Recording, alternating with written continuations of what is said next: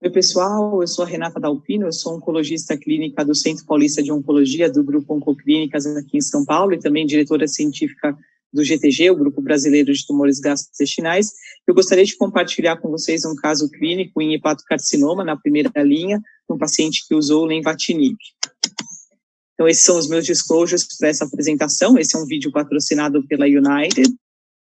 E o caso, ele se refere a um paciente do sexo masculino, de 67 anos, com histórico de hepatite C, para o qual esse paciente já havia feito um tratamento curativo em 2016, com 3 meses de uso de drogas e negativação da carga viral.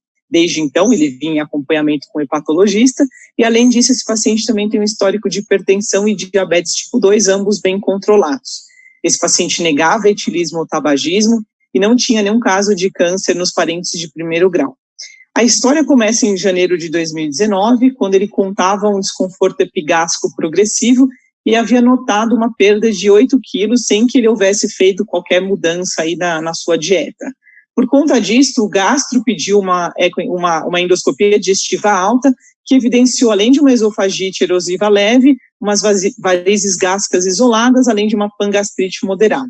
Por conta disso, foi pensado que os sintomas dele eram decorrência dessa esofagite e dessa gastrite, e foi iniciado inibidor de bomba de próton, porém não houve uma melhora do quadro clínico.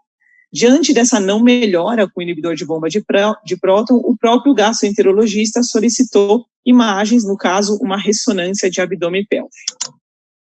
E essa ressonância foi feita em agosto do ano passado e mostrava uma lesão sólida, infiltrativa, típica de hepatocarcinoma, ocupando quase a totalidade do lobo hepático direito. Ela era bastante volumosa, inclusive ela se estendia para a região do hilo hepático, tinha contato com o segmento infrahepático da veia cava inferior, tinha contato também com a veia renal esquerda e com a segunda porção do adenal, embora não invadisse essas estruturas diretamente.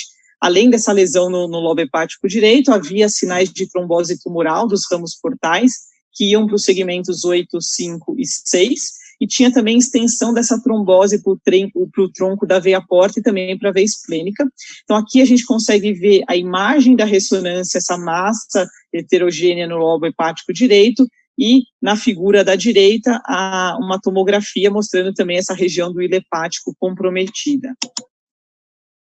E hoje a gente sabe que existe uma opção terapêutica distinta do sorafenib, né, de 2007 até pouco tempo atrás, só o sorafenib existia em primeira linha do tratamento dos pacientes com hepatocarcinoma e Child-Pugh-A, ou seja, uma função hepática boa, até que um importante estudo de fase 3, que foi o estudo REFLECT, ele veio comparar, num estudo de não inferioridade, o sorafenib com o lenvatinib na primeira linha. E lembrando que o lenvatinib, ele também é um inibidor multiquinase oral e que tem inibição tanto de VEGF-R1, 2 e 3, quanto de RET, KIT, PDGFR e de Fibroblast Growth Factor Receptor. Então, ele também é um inibidor multiquinase. E nesse estudo, né, houve uma não inferioridade do lenvatinib em relação ao sorafenib, na verdade, inclusive, uma superioridade numérica. Então, se vocês olharem a sobrevida global mediana no grupo que recebeu o sorafenib foi de 12,3 meses, enquanto que no braço do lenvatinib foi de 13,6 meses, e o que chama atenção também foi um ganho em termos de tempo para progressão tumoral, a favor do grupo que recebeu o lenvatinib, mais do que dobrou o tempo para progressão tumoral, e a taxa de resposta que a gente já sabe que é baixa com sorafenib, menor do que 10%, nesse estudo com lenvatinib foi de 23%. Então, pensando num paciente que precisava de uma taxa de resposta, né, no caso aqui o lenvatinib era realmente uma opção muito interessante, né.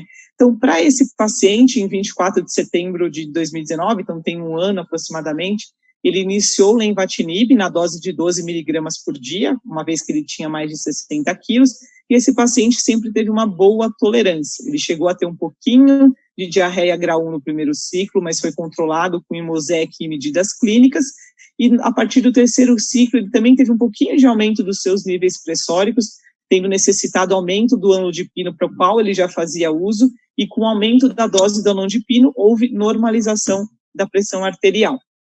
E o que chamava atenção nesse paciente, que após 21 dias do início do tratamento, a gente já solicitou uma nova alfa-fetoproteína, e ela, que era de 5.479, reduziu para 4.000 já com pouquinho tempo, com apenas 3 semanas de uso do lenvatinib. E o que chamava atenção também foi que, de uma maneira relativamente rápida, o paciente começou a notar melhora daquela epigastralgia, melhora daqueles sintomas abdominais. E eu trouxe aqui para vocês a primeira imagem desse paciente, a primeira tomografia de reestadiamento, que foi feito 3 meses depois do início do lenvatinib, foram imagens de dezembro do ano passado, e nessas tomografias a gente já via uma redução volumétrica daquela lesão no lobo hepático direito, e também redução das linfonodomegalias no espaço ali porto-cava e na região do hilo hepático, então foi consistente com resposta objetiva por imagem. E eu trago também para vocês a tabelinha dos níveis de alfa-fetoproteína. Então, antes de começar o Lenvima, a alfa-fetoproteína desse paciente era de mais de 5.400, já com 3 semanas caiu para 4.000, isso foi caindo progressivamente, atingiu um platô em torno ali de 2.400, são os níveis que o paciente se mantém até hoje, né? E, como eu mencionei, o paciente ele permanece fazendo uso do lenvatinib sem necessidade de redução de dose, ele continua com 12 miligramas por dia. A última consulta comigo foi agora em setembro, faz pouco tempo, faz menos de 2 semanas, e a última tomografia que o paciente me trouxe mostra a doença estável.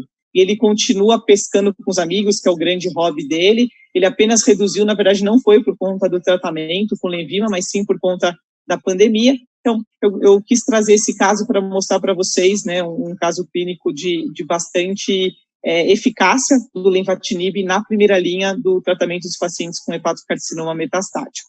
Muito obrigada a todos.